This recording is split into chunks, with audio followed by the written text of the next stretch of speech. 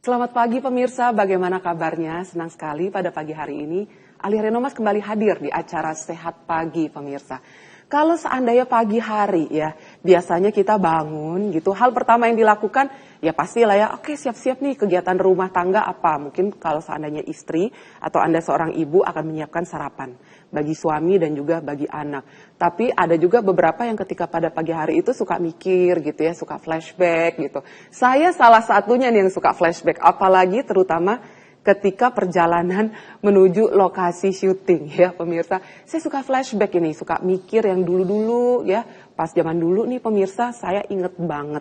Zaman dulu nih, almarhum ayah saya sempat bilang ke saya bahwa katanya, "Duh, kamu itu jangan sampai ya pakai kacamata." Loh, kenapa emangnya? Kayaknya kalau saya pakai kacamata keren-keren aja deh ya. Soalnya mikirnya kalau orang pakai kacamata tuh kesannya nerd, kesannya pinter, terus bisa mengupgrade penampilan. Tapi pada waktu itu ayah saya, almarhum ayah saya itu katakan bahwa nanti kamu capek kalau pakai kacamata, itu capek banget nahan di bagian hidung. Singkat cerita, di zaman sekarang akhirnya saya menggunakan kacamata nih pemirsa. Dan ternyata benar apa yang dikatakan oleh almarhum ayah saya. Tapi katanya zaman sekarang nih teknologi kesehatan kan sudah berkembang. Kita itu bisa loh bebas dari kacamata. Kira-kira apa sih penyebab orang itu bisa menggunakan kacamata yang kayaknya zaman dulu saya udah menjaga sedemikian rupa nih untuk kesehatan mata. Rajin makan wortel, katanya gitu ya pemirsa, itu bisa menjaga kesehatan mata. Tapi kenapa sih kok zaman sekarang tetap aja pakai kacamata, penyebabnya apa? Dan bisa nggak sih di usia saya sekarang ini ya, usia 18 tahun ini bisa bebas dari kacamata? Pada pagi hari ini pemirsa kita sama-sama akan membahas seputar bebas kacamata untuk segala usia. Sudah hadir bersama dengan saya pada pagi hari ini ada Dr. Dias Alamsyah Sudiro, spesialis mata. Ini siapanya Tora Sudiro ya? Saya tanya dulu ya pemirsa ya. Selamat pagi Dr. Dias. Selamat pagi Mbak Alia. Bagaimana kabarnya dok? Alhamdulillah baik sekali. Dokter, ada hubungannya dengan sesuatu yang Sudiro itu dok? Sebetulnya kebetulan aja. Kebetulan aja ya dok. Kirain ada hubungannya ya pemirsa. Dok, kita pada pagi hari ini kan membahas seputar segala usia bisa bebas kacamata. Dokter, saya untuk pertama kali mau tanya dulu dong, ini penyebab kita menggunakan kacamata itu apa sih dok? Karena jujur aja ya dok ya, saya itu zaman dulu udah sedemikian rupa menjaga kesehatan mata. Katanya makan banyak wortel aja biar nggak pakai kacamata. Dok, saya zaman dulu tuh beli baby carrots, itu saya jadiin cemilan sambil nonton TV dok, supaya nggak pakai kacamata. Tapi ternyata kenapa sih di usia-usia saya ini tetap menggunakan kacamata? Penyebabnya apa sebenarnya Dokter Dias? Silahkan dokter. Ya, jadi faktor yang paling utama orang tuh memakai kacamata, memang yang peranan adalah faktor genetik ya. Oh, itu nomor satu ya? Nomor satu, jadi misalkan orang tuanya pakai kacamata seperti itu, bisa saja pada saat diperiksa ternyata punya mata minus juga, jadi dia harus pakai kacamata seperti itu. Nah, faktor genetik memegang peranan penting. Mungkin nggak langsung di orang tuanya ya, tapi bisa juga mungkin pamannya atau kakeknya, neneknya. Oh, diingat-ingat, oh iya pernah ya, bisa pakai kacamata, ada kelainan mata minus seperti itu. Nah, itu memang faktor genetik itu yang nomor satu ya betul, ternyata ya. Jadi kalau memang misalkan orang tuanya pakai kacamata ya siap-siap nih anaknya nanti diperiksa. Oh ya ampun. Betul. Faktor utama ya. Kemudian faktor yang lain itu bisa adalah juga dari kebiasaan. Jadi ada waktu dicek, ada minus matanya yang terbaca lebih tinggi gitu dari seharusnya. Waktu diukur harusnya nih nggak segini nih, tapi kok di alat terbaca lebih tinggi. Itu ada yang disebut dengan namanya spasme akomodasi. Jadi spasme akomodasi. Ya, jadi minus matanya terbaca lebih tinggi itu karena dia tegang dari lensa matanya itu. Jadi kan kita kalau memfokus banyak baca di jarak dekat. Jadi kalau dia spasme itu akhirnya pada saat melihat dekat, begitu melihat jauh diperiksa terbaca minusnya. Padahal ukurannya mungkin tidak sebesar itu. Bisa seperti itu ya? Bisa seperti itu. Oh, ini kayak ibaratnya kalau seandainya kita lagi tensi gitu ya, tensi darah atau heart rate gitu, pas kita lagi cemas heart rate-nya meningkat gitu. Ya, padahal sebenarnya tidak seperti itu untuk heart rate-nya. Analoginya betul, jadi harus itu. diperiksa, dikonfirmasi. Harus diperiksa dan dikonfirmasi. Iya. Jadi penyebab kita menggunakan kacamata nomor satu memang faktor genetik. Dan yang nomor dua itu adalah spasme akomodasi Bisa. itu. Selain itu ada lagi nggak dok? Atau cuma memang hanya dua hal itu saja? Nah itu nanti hubungannya karena kebiasaan juga ya. Lebih Jadi ke kayak, pada biasaan. ya misalkan terlalu banyak gadgetnya tiap hari terlalu sering gitu ya, akhirnya kan jadi tegang matanya. Begitu diukur ternyata memang minusnya terbaca seperti itu. Oh itu pengaruh dari gadget juga ya? Iya betul. Berarti betul banget nih pemirsa. Kalau seandainya dokter Dias katakan ini ternyata ada faktor genetik. Kalau saya flashback ya dok ya, almarhum ibu saya itu menggunakan kacamata silinder dan itu nurun ke saya silinder nih dok, gitu ya, silinder dan minus. Tapi kalau almarhum papa saya itu menggunakan kacamata, tapi kacamata yang memang istilahnya orang sudah berusia, sudah sepuh. Jadi istilahnya itu kacamata apa ya dok ya? Istilahnya kalau udah sepuh tuh plus ya biasanya. Ya, betul. Kalau orang-orang yang sudah sepuh itu pakainya kacamata plus gitu. Tapi ketika saya 3 bersaudara itu nurun, ketiga-tiganya pakai kacamata. Jadi ketika dokter Dias katakan ini faktor genetik memegang peranan penting, ini benar adanya. Saya tadinya mau berpikir bahwa kayaknya ini adalah salah satu kesalahan ya ketika zaman dulu mungkin terlalu banyak duduk di depan komputer, itu bisa mempengaruhi juga ya dok ya? Itu salah satunya yang bisa pengaruh juga, ada hubungannya dengan, karena sebenarnya kalau kita bilang gadget nggak hanya gadget ya, jadi semua pekerjaan yang jarak dekat, itu juga bisa memicu spasma akomodasi yang tadi saya ceritakan itu. Oke. Terus kalau yang mata tadi udah usia itu biasanya karena jarak dekat ya. Jarak dekat. Jadi kalau jarak dekat itu memang karena elastisitas lensanya kan seiring dengan bertambahnya usia kan sudah mulai menurun. Sehingga kalau misalkan kita usia muda nih, sebetulnya mata kita bertindak seperti kamera dengan autofocus gitu loh. Karena dia masih elastis kan. Jadi kalau kita lihat objek di jarak jauh, jarak menengah, jarak dekat, dia masih bisa seperti autofocus, menyesuaikan. Nah sedangkan kalau sudah mencapai usia tertentu, itu jarak dekatnya sudah mulai terganggu. Jadi fokus di jarak dekatnya, karena elastisitasnya sudah mulai berkurang, sehingga gangguan pada fokus di jarak dekat itu membutuhkan bantuan kacamata hanya di jarak dekat. Hanya di jarak dekat. Nah itu nanti beda dengan yang mata yang jarak jauh ya, karena kalau dia bilang penglihatan yang faktor usia itu memang dia plus pasti. Nah kalau jarak jauh bisa minus bisa plus. Jadi orang kan umumnya taunya minus ya. Iya, betul. Padahal plus ada juga loh di jarak jauh gitu. Dan itu kita bisa ketahui kalau seandainya diperiksa ya dok? Betul, harus diperiksa. Kalau seandainya tidak diperiksa kita nggak akan tahu. Dan gejalanya berbeda. Oh dan gejalanya berbeda. Bisa berbeda. Nah ini kayaknya boleh nih kita nanti akan membahas lebih detail lagi seputar gejala-gejala awalnya ya kalau seandainya memang ini kayaknya sudah saatnya menggunakan kacamata. Kalau seandainya dulu tuh ya saya itu gejalanya tuh kalau ngelihat dari jauh tuh kayak suka bukan memejamkan ya, agak mengecilkan mata gitu ya. Ini kelihatannya dari jauh nih siapa gitu ya, kayak Tom Cruise loh. Tapi pas deketnya kok jadi kayak Tom Gerus gitu. Jadi itu kayaknya diperiksakan pemirsa. Pemirsa di rumah silakan loh yang ingin ya berkonsultasi langsung dengan Dokter Dias. Pada pagi hari ini kita masih membahas seputar semua usia ini ternyata bisa bebas kacamata.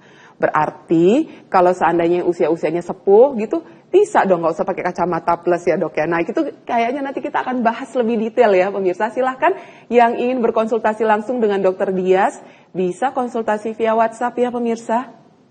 Untuk nomornya sudah tertera di layar kaca Anda. Jangan lupa untuk selalu cantumkan nama, usia, dan juga lokasi Anda di mana. Kami jeda sejenak. Jangan kemana-mana, kami akan segera kembali sesaat lagi.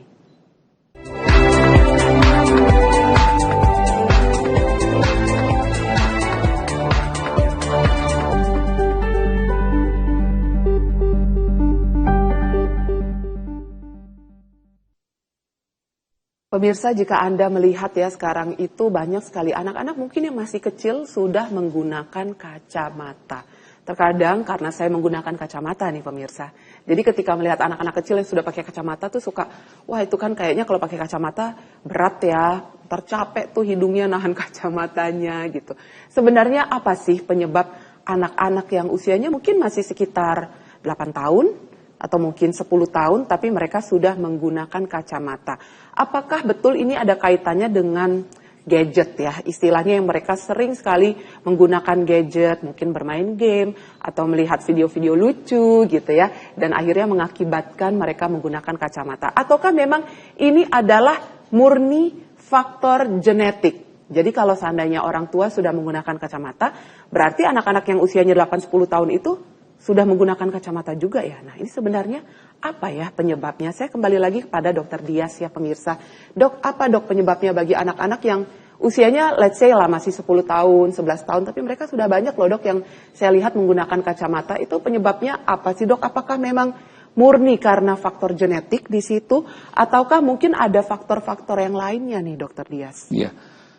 Jadi tanpa meniadakan faktor genetik ya, karena itu juga memegang peranan penting, kita juga harus memperhatikan kebiasaan ya. Kalau di literatur itu dikatakan kita sebaiknya untuk yang anak-anak masih usia muda yang masih dalam masa pertumbuhan itu memperbanyak aktivitas di luar ruangan dan mengurangi aktivitas di jarak dekat atau near work, itu bisa membantu untuk mengurangi angka dari miopia. Tapi apabila sudah terjadi itu memang tidak mengurangi progresivitas. Itu di literatur dikatakan seperti itu.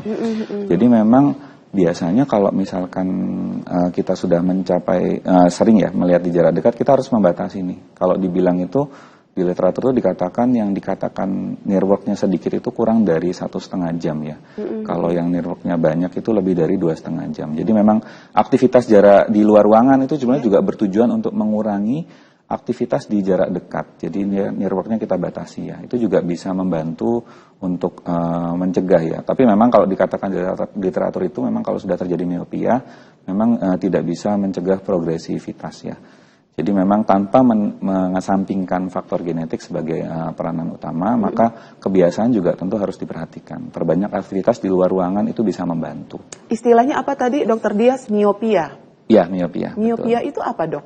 Miopia itu kalau kita bilangnya mata minus ya. Oh, mata minus itu adalah miopia. Miopia. Jadi kalau istilah awamnya bilangnya sih rabun jauh ya, tapi sebenarnya kalau hipermetropia itu rabun dekat ya, tapi sebetulnya memang istilah itu nggak benar-benar bisa dibilang tepat banget ya, karena prinsipnya sih kalau miopia itu bayangan dari objek itu dia jatuh di depan dari retina mata tempat kita nerima bayangan di mata itu, sehingga dia butuh kacamata minus buat lepaskan bayangan itu.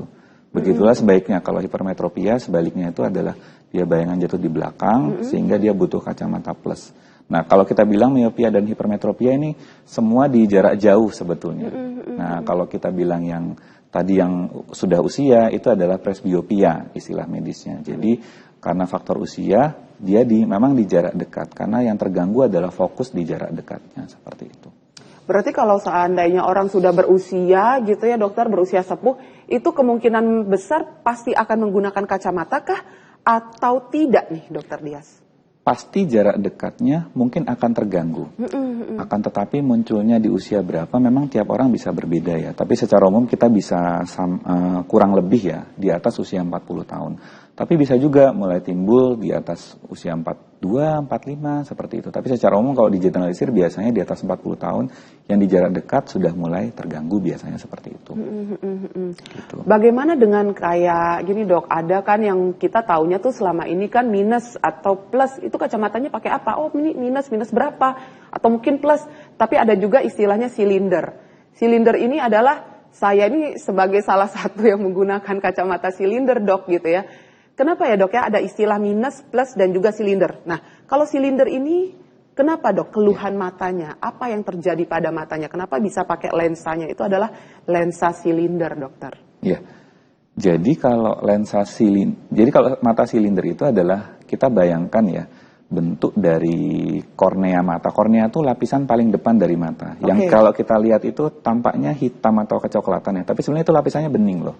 Nah kalau misalkan bentuk dari korneanya itu nggak bener-bener bulat ya, ibaratnya kalau misalkan mangkok tuh kan, mangkok bener-bener bundar sempurna, bener-bener dari satu sisi ke sisi lain bener-bener sempurna. Nah itu biasanya kita bilang tidak ada silindernya. Jadi kalau misalkan salah satu sisi lebih curam dari sisi yang lain, sehingga bayangannya dia tidak jatuh pada satu titik. Jadi bayangan satu bidang, misalkan bidang horizontal dan bidang vertikal, dia tidak jatuh pada satu titik. Jadi pada dua titik yang berbeda. Nah itu yang kita bilang dengan kacamata silinder. Kenapa ada istilah kacamata silinder? Karena kacamata silinder itu dia ada lensanya itu di salah satu bidangnya itu dia mengoreksi hanya di bidang itu saja, di area horizontal atau vertikal.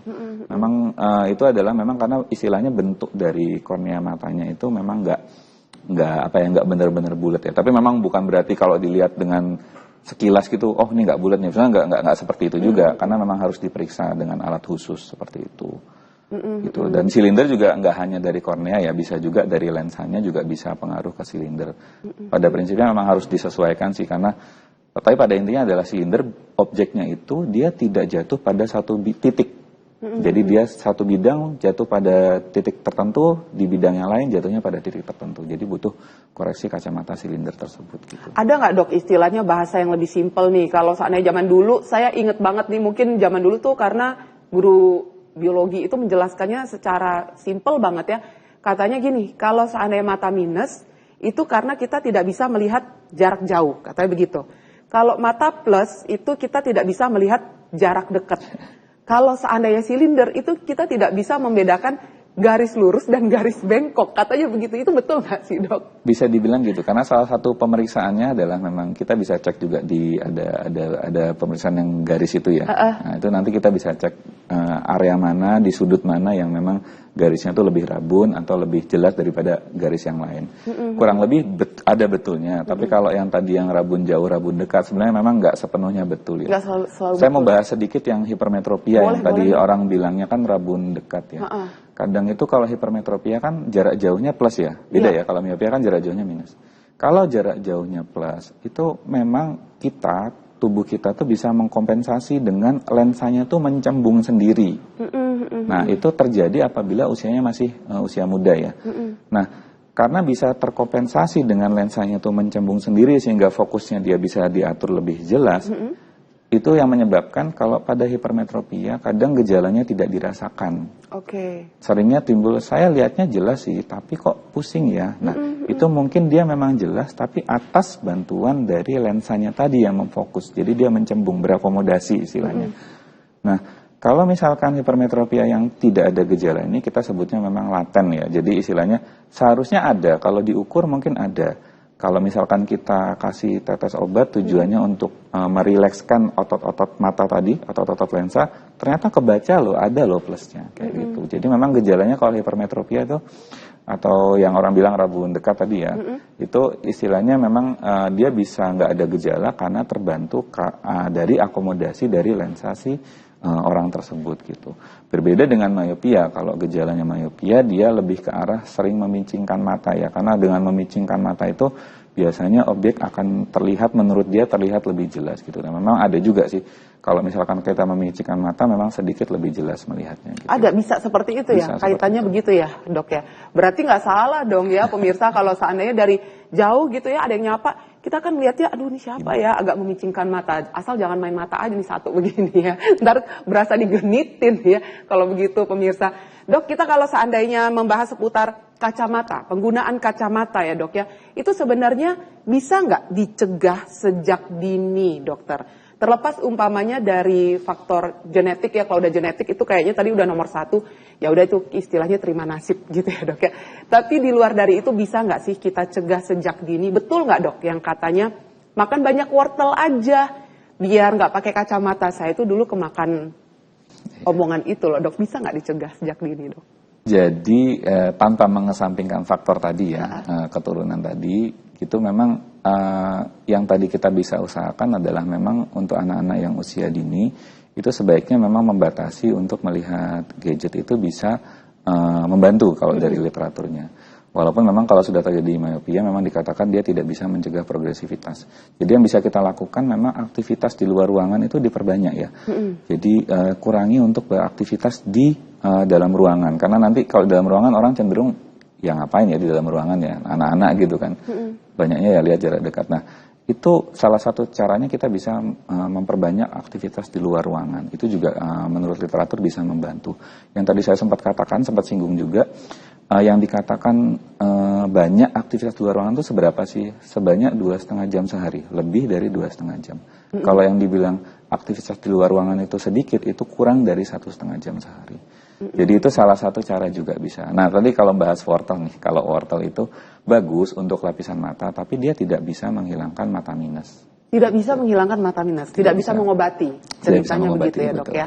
Jadi kalau seandainya matanya udah minus, itu berarti treatmentnya ada lagi nih yang lainnya ya.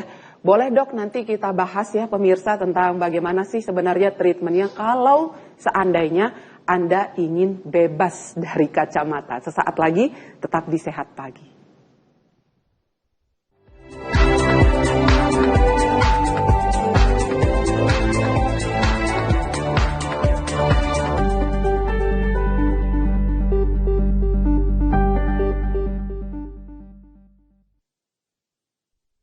Pemirsa, tadi seperti janji saya ya, saya ini ingin menanyakan kepada Dokter Dias bagaimana sih treatment jika memang kita ingin bebas dari kacamata. Karena jujur aja pemirsa, pakai kacamata itu memang bisa mengupgrade penampilan sih.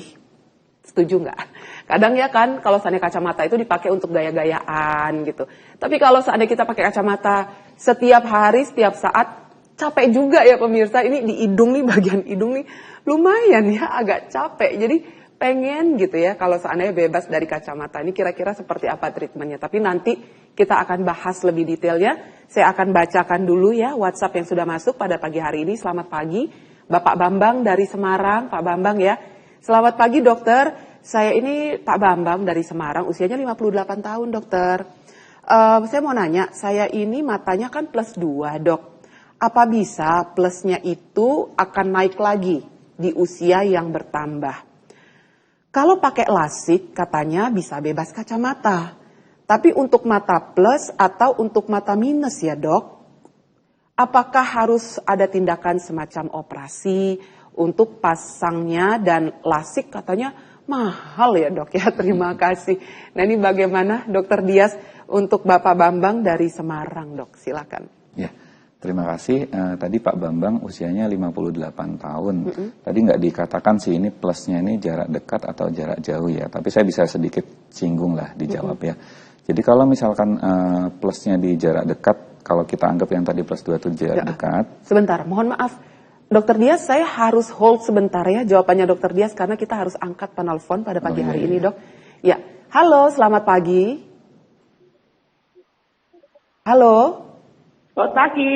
Pagi, selamat pagi Ibu. Iya, selamat pagi dokter sama mbaknya ini. Iya, dengan Ibu siapa?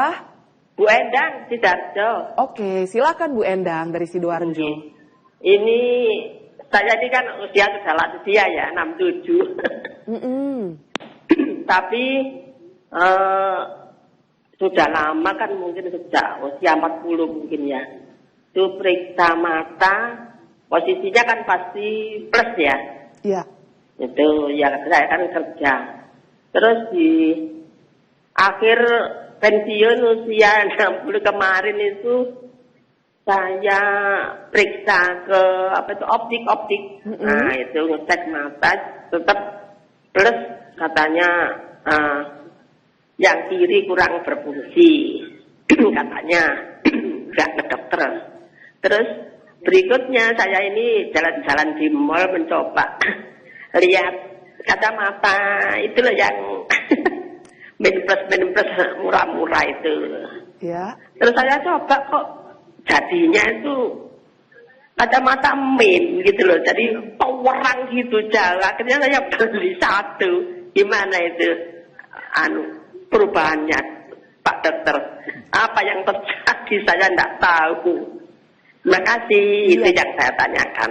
Oke, baik. Terima kasih banyak, Pak Dokter, Bu Endang. sama Mbak. Selamat pagi. Pagi. Ya, nah ini bagaimana Dokter Dias atas keluhannya Ibu Endang dari Sidoarjo, pas periksa kok ternyata malah minus katanya matanya. Nah ini bagaimana dok? Ya jadi Bu Endang ya, Sidoarjo ya. Jadi gini, kita kalau tadi dibilang plus itu memang saya bilang plus itu yang di jarak dekat ya. Jadi kalau jarak jauh itu memang kita bisa harus dikoreksi juga, bisa ada minus, bisa plus. Nah kalau sebelumnya memang misalkan nih saya anggap Bu Endang nggak ada nih ukuran minusnya di jarak jauh, atau mungkin ada atau cuma sedikit gitu. Nah ukuran minus ini dia bisa berubah, ada beberapa faktor, apalagi kalau sudah mencapai usia tertentu ya. Misalkan ya timbul katarak gitu. Saya ada pasien-pasien yang memang dengan mulai timbul katarak itu dia bisa mengubah ukuran dari minus matanya di jarak jauh gitu. Walaupun selama ini kok nggak ada ya dok ya, tapi kok dicek kok tiba-tiba muncul gitu. Bisa saja memang mulai timbul katarak. Nah kalau misalkan mulai timbul katarak memang harus diperiksa ya, diperiksa di dokter spesialis mata. Kita lebarkan pupil matanya, kita lihat sampai bagian tepi apakah memang betul ada kataraknya atau tidak. Jadi kalau saya bisa menjawab yang Bu Endang tadi ya, ada kemungkinan memang minusnya ini bisa berubah karena mungkin saja sudah mulai timbul katarak. Memang karena faktor degenerasi ya, faktor usia itu wajar saja. Tapi apakah memang butuh operasi atau tidak, kembali lagi nanti tergantung dari keluhannya. Indikasinya juga tertentu, apakah sudah mengganggu atau tidak, ataukah misalkan memang belum mengganggu, tapi dengan kacamata masih bisa, tapi nanti juga harus dikasih tahu bahwa nanti ukurannya bisa berubah seiring dengan bertambah tebal dari kataraknya tersebut. Seperti itu yang bisa saya jelaskan, Bu Endang. Oke, baik. Semoga sudah bisa menjawab pertanyaannya ya Bu Endang. Kita kembali lagi ke Pak Bambang yang di Semarang itu, Dokter Dias. Untuk keluhannya Pak Bambang itu, apakah mata plus 2 itu istilahnya akan bisa naik lagi jika usianya bertambah, Dok? Ya. Jadi Pak Bambang, tadi kan kita bilang plus 2, kalau misalkan itu adalah di jarak dekat, masih mungkin bisa bertambah. Kalau misalkan jarak jauh, apakah bisa berkurang atau bertambah? Bisa juga. Kalau misalkan nanti misalkan saya tadi sudah sampaikan, misalkan mulai ada katarak, dia bisa mengubah ukuran kacamatanya juga. Dan kemudian kembali ke, tadi kan Pak Bambang juga tanya ya, bisa nggak sih misalkan dilasik gitu ya.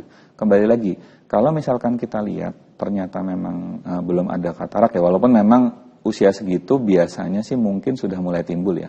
Tapi kalau kita asumsikan memang nggak ada katarak, bisa ada lasik yang bisa untuk mengoreksi di jarak jauh, kemudian membantu di jarak dekatnya juga. Itu ada lasik tapi dengan metode khusus ya. Itu istilahnya ada yang macam-macam sih, ada yang presbion, ada presbilasik. Jadi memang lasik untuk pasien-pasien mengalami presbiopia. Tapi kalau misalkan sudah mulai ada katarak gitu, walaupun cuma sedikit ya, dan kataraknya ini kira-kira nih bakalan akan bertambah dengan cepat, hanya dalam hitungan bulan atau hitungan tahun, mungkin opsi lasik bisa jadi pilihan, tidak bisa jadi pilihan ya. Mungkin kita harus pertimbangkan operasi katarak, karena kalau kita operasi katarak itu juga bisa menyelesaikan gangguan dari ukuran kacamata. Karena kan kalau katarak kan kita ambil lensanya yang keruh, kita pasang lensa pengganti kan di dalamnya. Nah, lensa yang kita pasang itu ukurannya tuh kita sesuaikan. Jadi ada ukuran tertentu yang kita sesuaikan sehingga nanti yang misalkan tadinya minusnya tinggi tapi ada katarak, tiba-tiba minusnya bisa hilang loh setelah operasi katarak kayak gitu. Dan juga bisa ada lensanya itu juga ada lensa yang khusus, bisa sampai mengoreksi di jarak dekat juga, jadi nggak hanya di jarak jauh saja. Jadi lensanya tuh jenisnya macam-macam juga ya kalau operasi katarak.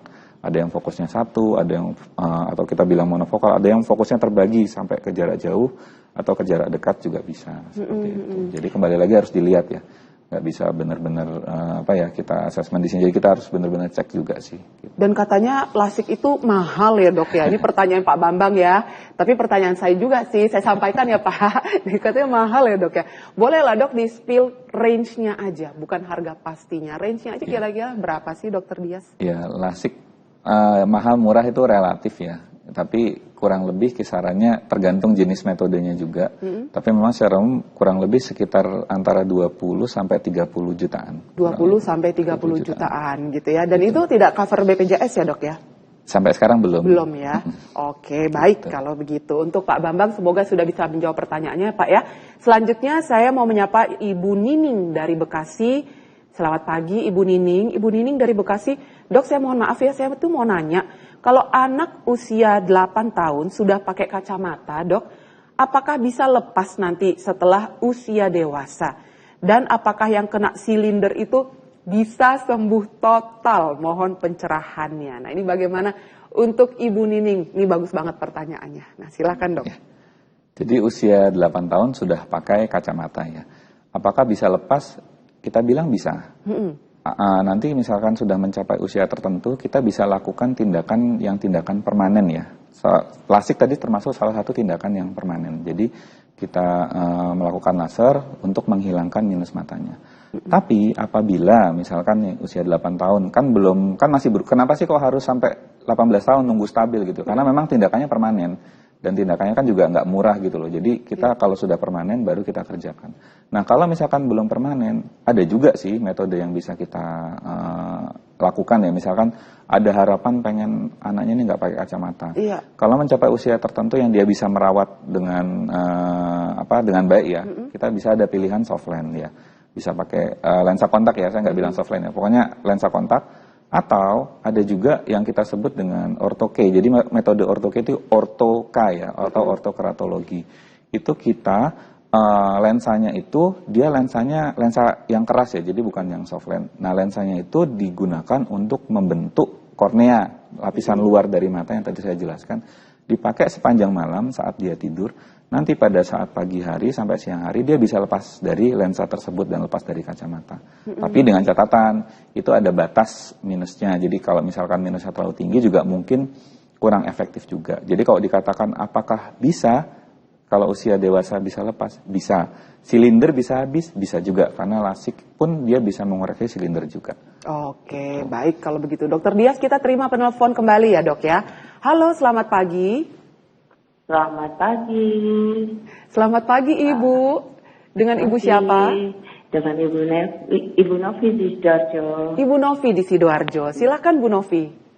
Ya, saya mau nanya tentang mata. Anak saya itu kan pengidap alergi. Ternyata alerginya itu bisa menyerang di mata. Dan waktu waktu SD dulu itu sering kucek-kucek mata, saya kurang respect. Ya, akibatnya kok kena silinder.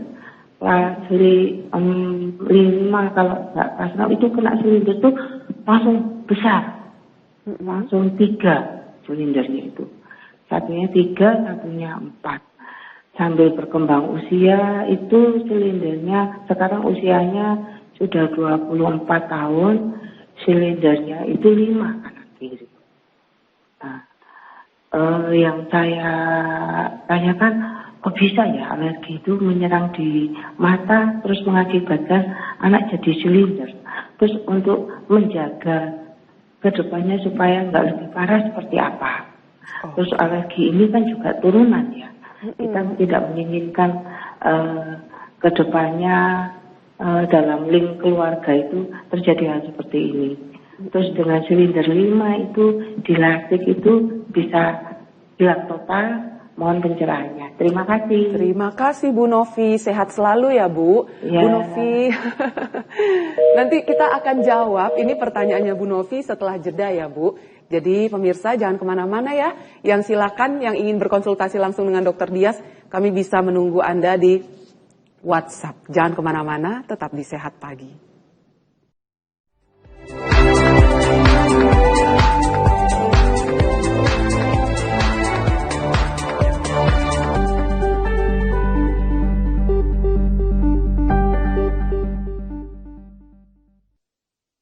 Terima kasih pemirsa, masih stay tune di Sehat Pagi. Dan sekarang saya dan Dokter Dias nih ya akan menjawab pertanyaan dari Ibu Novi dari Sidoarjo. Dan ini pertanyaannya tadi menarik sekali ya, apakah betul dari alergi mata dikucek-kucek itu bisa mengakibatkan matanya jadi silinder. Dan ketika usia dewasa itu silindernya malah bertambah.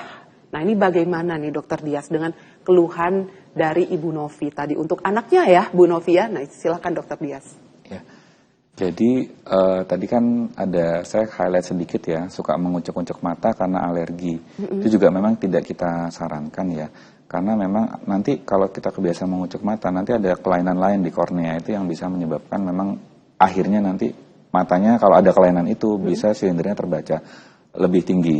Tapi saya nggak bisa bilang bahwa itu memang karena murni karena ngucek-ngucek mata ya, bisa juga silindernya memang sudah ada dari awal. Nah, kalau misalkan memang silindernya memang sudah ada dan terbaca tinggi, tanpa mengesampingkan tadi yang saya bilang faktor keturunan itu tadi, dan istilahnya memang pemberian ini, memang bentuk dari korneanya itu menyebabkan ukuran silindernya ada.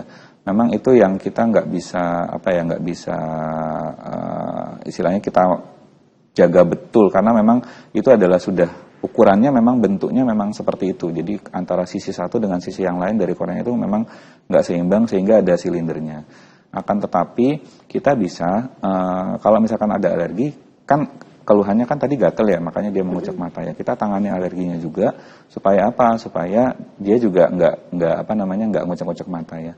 Makanya tadi saya highlight sedikit itu karena memang ada resiko juga dari mengucek mata tersebut. Kalau misalkan terasa gatal gitu ya mata ya, kita boleh cukup hanya menekan aja di area sini ya. Oh, di area ujung sini, mata di area situ. ujung itu. Atau kita ya cuman cukup begini aja ya, kayak misalkan. Jadi nggak boleh yang sampai dikucek, itu juga dia bisa ada kelainan lain nanti di kornea matanya. Terus kalau misalkan cara untuk mencegah ya, kalau silinder memang dari bentuk kornea. Jadi memang kalau kita bilang sulit kalau kita memang kita kurangi, tapi biasanya silinder dia disertai juga dengan ada mata minus juga biasanya ya.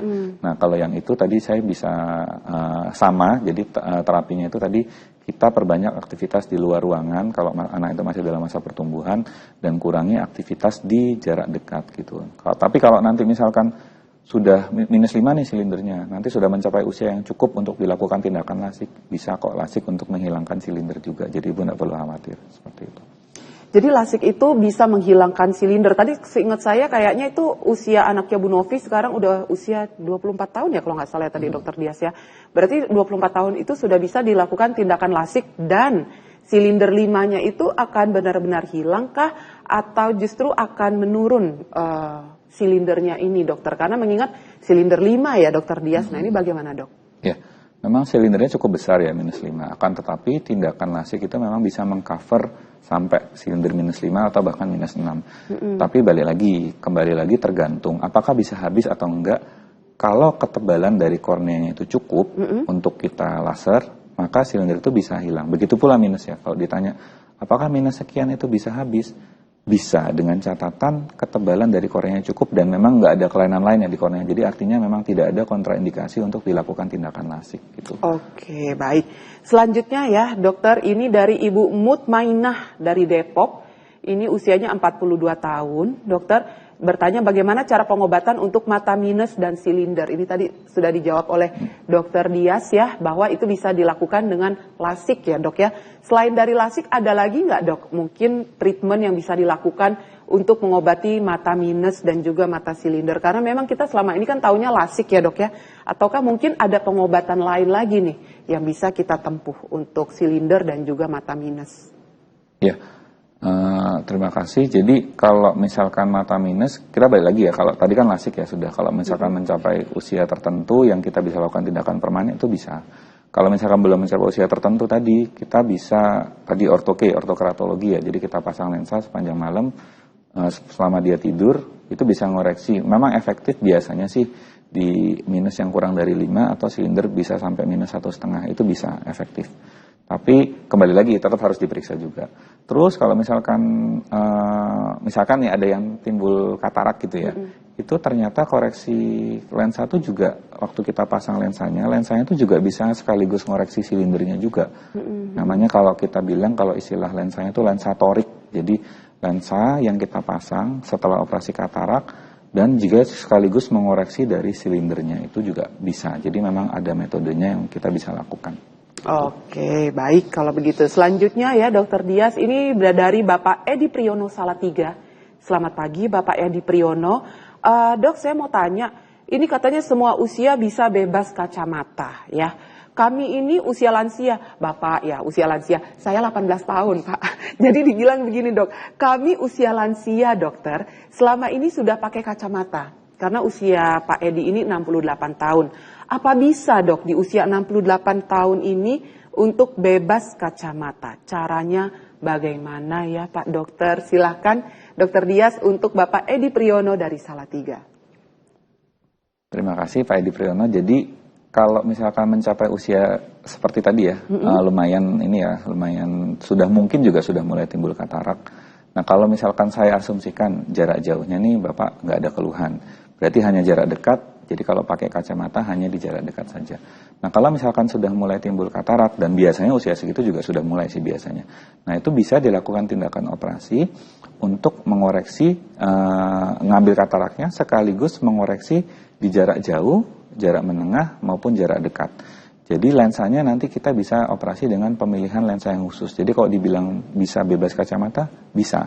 Tapi kembali lagi, nanti tergantung dari assessment dari pada saat diperiksa ya. Jadi karena memang kita itu milih lensa itu yang sesuai kebutuhan pasien. Jadi apabila memang aktivitasnya banyak yang melihat jarang-jarang nih baca ya. Kalau saya pikir kalau jarang-jarang baca, ada opsi nih kalau misalkan bebas kacamata jarak dekat. Tapi kalau jarang-jarang, gimana ya, misalkan kalau jarak dekat keberatan nggak kalau pakai kacamata? Nggak keberatan ya, mungkin kita bisa pilih lensa yang hanya fokus di jarak jauh saja, jarak dekatnya tidak terkoreksi, gitu juga bisa. Atau ada pasien yang misalkan memang saya benar-benar butuh untuk aktivitas yang bebas kacamata, baik di jarak jauh maupun jarak dekat. Nanti lensanya itu yang kita pilih itu menyesuaikan. Gitu. Kembali lagi ya, lensanya itu yang kita pasang bukan yang paling mahal, yang terbaik, tapi yang paling sesuai dengan kebutuhan pasien. Biasanya dokter mata nanti pada saat periksa akan dilakukan assessment kebutuhannya, aktivitas sehari-harinya banyaknya di mana. Nah itu dari situ nanti kita akan tawarkan opsi-opsi yang cocok untuk pasien tersebut, seperti itu. Oke, kalau begitu. Selanjutnya ya dokter, ini dari Ibu Eni di Semarang. Selamat pagi Ibu Eni. Dok, saya mau tanya, ini sesuai cita-cita anak ya dok. Bagaimana jaga anak agar tidak mata minus? Karena memang pengennya jadi pilot dan sebagainya. Apakah mata itu yang sudah minus bisa dok diterapi di rumah sakit mata agar bisa normal kembali? Nah ini bagaimana? Ini kayaknya memang betul ya Bu Eni. Sekarang itu zaman sekarang kalau pengen jadi cita-cita pilot atau cita-cita mau jadi apa gitu ya, itu syarat utamanya tidak boleh menggunakan kacamata. Nah ini bagaimana dok supaya menjaga mata anak supaya tetap sehat tidak minus. Dan kalau seandainya udah minus, bisa nggak diterapi di rumah sakit mata? Silakan dokter Dias untuk Ibu Eni dari Semarang. Ya. Bu Eni, jadi tadi sempat saya singgung sedikit sih, jadi kita cara menjaganya tanpa mengesampingkan dari faktor genetik ya, misalkan orang tuanya sudah ada mata minus juga, memang mungkin akan ada juga di anaknya. Akan tetapi yang bisa kita lakukan adalah kita perbanyak aktivitas di luar ruangan untuk anak-anak dan mengurangi aktivitas di jarak dekat. Tadi sempat saya singgung juga, lebih dari 2,5 jam itu dikatakan cukup baik untuk di di aktivitas di luar ruangan. Jadi memaksimalkan di jarak jauh. Sedangkan aktivitas dalam ruangan kalau bisa kurang dari 1,5 jam itu lebih bagus sih. Dan tadi terapinya kalau untuk anak usia belum mencapai usia yang tetap ya, yang stabil, memang pilihannya nggak terlalu banyak. Kita bisa kalau mau bebas kacamata ya bisa soft lens, lensa kontak, atau tadi ortoke ya, ortokeratologi. Kalau misalkan nanti sudah mencapai usia yang sudah permanen, kita bisa usia yang sudah stabil, kita bisa lakukan tindakan yang sifatnya permanen seperti LASIK. Seperti itu. Dok, kalau untuk batasan usia melakukan treatment ya, umpamanya nih treatment LASIK mata atau mungkin istilahnya tadi operasi mata ya dok, itu batasan usianya kan tadi kalau nggak salah di usia 18 tahun sudah mulai bisa ya, dimulai ya dok ya, karena memang biasanya 18 tahun itu kan udah pertumbuhan sudah berhenti gitu istilahnya ya dok ya. Tapi kalau seandainya batasan usia yang sepuhnya ini loh dok, ada nggak dok? Karena kan terkadang kita berpikir bahwa wah semakin sepuh usianya, terus untuk dilakukan tindakan operasi mata atau LASIK, itu kayaknya kemungkinan untuk recovery-nya itu lebih lama deh. Karena kan orang sudah sepuh kan beda ya imun tubuhnya dengan yang usia-usia masih seger gitu dok. Nah itu bagaimana dokter? Ada batasan usianya nggak? Ya, jadi kalau tadi usianya jelas ya kalau yang kurang 18 tahun ya. Tapi kalau untuk batasan usia, selama tidak ada kelainan lain ya, misalkan tidak ada katarak gitu ya, itu masih bisa dikerjakan kok dengan tindakan LASIK. Akan tetapi kalau misalkan sudah mulai timbul katarak, kita opsinya sudah bukan LASIK lagi, karena seperti yang tadi saya bilang, kalau sudah katarak mungkin minusnya bisa berubah. Jadi kalau nanti di LASIK kataraknya masih ada, mungkin nanti minusnya juga bisa berubah lagi. Nah, kalau misalkan sudah mulai timbul katarak, opsi untuk operasi katarak dengan pemasangan lensanya itulah yang akan disesuaikan untuk menghilangkan minus matanya. Seperti itu. Jadi nggak ada batasan usia selama belum ada kelainan lain. Memang yang paling gampang sih memang katarak ya, selama belum ada katarak itu masih bisa dikerjakan kok. Ada kayak do's and don'ts-nya nggak dok? Apa nih yang harus kita hindari, yang boleh dilakukan pasca melakukan operasi mata ataupun LASIK dokter? Ya, biasanya itu kita hindari mengucek mata ya, itu paling penting juga. Terkena air biasanya kita batasi selama kurang lebih 1 minggu.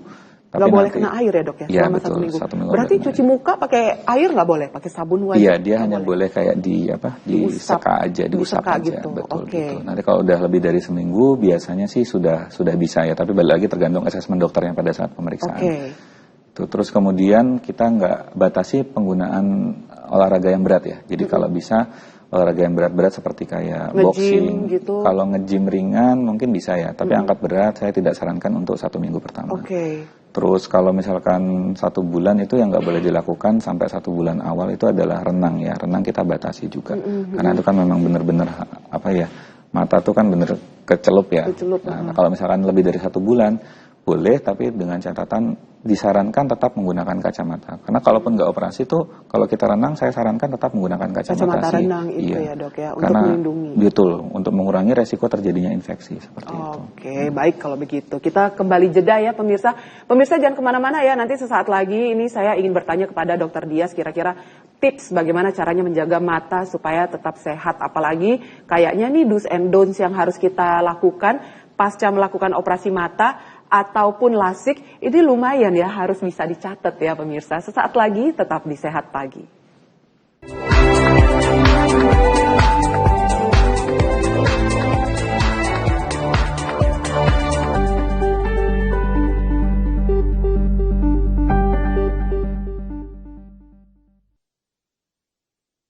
Segmen terakhir Sehat Pagi pemirsa, dan saya akan membacakan ya, ini mungkin akan WhatsApp terakhir yang masuk pada pagi hari ini yang akan saya bacakan ya. Ini dari Ibu Nina, Surabaya. Selamat pagi dokter, dok saya Nina. Suami saya ini usianya 70 tahun dokter, udah operasi katarak dan karena katanya ada kelainan di saraf mata. Dokter mengatakan syarafnya itu berlubang, dok. Nah, ini bagaimana, dok, penjelasan dari dokter? Terima kasih. Untuk Ibu Nina dari Surabaya. Silakan, Dokter Dias. Iya. Bu Nina, jadi kalau kelainan di saraf mata yang tadi dibilang berlubang, mungkin memang itu biasanya terkena di pusat penglihatannya atau bisa juga di retinanya ya. Jadi kalau memang ada gangguan seperti itu kan sudah kena pusat penglihatan, memang sulit untuk kita kembalikan. Artinya walaupun bisa secara anatomi bisa kembali, akan tetapi secara fungsi mungkin akan sulit untuk dimaksimalkan. Akan tetapi itu bisa saja memang nggak ada hubungannya sih dengan operasi katarak, karena itu operasi katarak kan dia di depan posisinya. Kalau yang saraf mata yang tadi dibilang berlubang itu dia di area belakang. Jadi memang itu sesuatu yang memang mungkin sudah ada sebelumnya atau mungkin sebelumnya sulit dideteksi karena kataraknya cukup tebal, jadi memang kesulitan untuk didiagnosis sejak awal, seperti itu. Jadi pada pasien-pasien yang dengan kataraknya tebal, memang kita selalu menyampaikan bahwa kondisi penglihatan pasca operasi, setelah operasi nanti tergantung dari kondisi saraf mata gitu. Jadi saya bisa bilang mungkin penglihatannya tidak optimal karena gangguan dari saraf mata yang tadi dibilang berlubang tadi itu. Oke, baik kalau begitu. Terakhir dok, kasih kita tips agar terbebas dari kacamata. Berarti kayak saya nih mata silinder dan minus bisa ya bebas kacamata, umpamanya dengan lasik ya biasanya dok ya. Nah tapi tips kita supaya terbebas dari kacamata apa nih Dokter Dias? Silakan dok. Ya, jadi yang paling pertama dan paling utama, ini salah satunya juga untuk menjaga kelelahan mata ya, itu kita ingat rule of 20 ya, 20-20-20. Jadi setiap 20 menit, istirahat minimal 20 detik, saat istirahat melihat jauh minimal 20 feet, kalau 20 feet itu minimal 6 meter ya. Itu tujuannya untuk menjaga supaya mata kita tidak lelah. Itu yang pertama. Kemudian yang kedua, batasi penggunaan gadget. Kalau yang dibilang kita tadi, kalau bisa sih screen time-nya kita batasi, dan untuk anak-anak perbanyak aktivitas di luar ruangan minimal selama 2,5 jam sehari, itu dikatakan cukup baik. Dan mengurangi aktivitas di jarak dekat kurang dari 1,5 jam itu sudah cukup baik. Seperti itu yang bisa saya sampaikan. Dok, terakhir dari saya, kalau seandainya nih zaman dulu ya, kita itu suka pakai kacamata orang tua kita ya, orang tua ini yang istilahnya mungkin kacamatanya silinder atau apa, yang tadinya mata kita sehat, mata normal, bisa berubah jadi sakit nggak sih dok? Karena zaman dulu kalau kita mau pakai kacamata orang tua jangan dipakai, nanti matanya jadi sakit, ikut-ikutan silinder jadi sakit. Itu betul atau tidak dok? Sebetulnya kalau kelainan mata itu memang dia sudah ada gitu loh. Jadi nggak terus pakai kacamata orang lain terus tiba-tiba karena pakai kacamata jadi sakit. Sebetulnya pernyataan itu bisa kita bilang itu enggak ya, itu enggak ya? Ya enggak juga gitu. Tapi kalau memang ada nanti jangan nyalahin juga. Loh ini ada ya karena dulu kamu suka pakai kacamata gitu. Enggak juga sih. Memang sudah ada. Sudah ada, tinggal ada triggernya gitu ya dok ya. Baik kalau begitu. Dokter Dias, ini prakteknya di mana dok? Kalau seandainya ada pemirsa Sehat Pagi yang ingin datang berkonsultasi langsung dengan Dokter Dias, bisa temui di mana dokter? Ya, saya di National Eye Center Surabaya, ya. Kemudian di Rumah Sakit Nahdlatul Ulama Tuban, kemudian di Klinik Mata KMU Gresik. Oke, baik kalau begitu ya. Jadi silakan yang ingin konsultasi ke Dokter Dias, areanya area itu ya, silakan ya. Dokter Dias Alamsyah Sudiro, spesialis mata. Terima kasih banyak ya Dokter Dias. Sama-sama. Senang sekali pada pagi hari ini kita jadi dapetin ilmu banyak nih dari Dokter Dias ya. Jadi kalau seandainya selama ini pemirsa Anda suka menggunakan kacamata teman atau mungkin kacamata orang tua hanya untuk gaya-gayaan ya, terus dibilang jangan pakai, nanti bisa ikutan pakai kacamata loh, matanya bisa jadi sakit, jangan termakan, itu katanya hoax. Biasanya sih kalau seandainya memang udah dari sana ya udah sakit, udah ada sakit mata, tinggal dikasih trigger dikit ya kan, langsung jadi deh tuh. Tapi alangkah lebih baiknya kalau kita sama-sama menjaga kesehatan mata kita ya pemirsa, karena memang mencegah itu lebih baik daripada mengobati. Alia Renomas pamit, sehat selalu, sampai jumpa.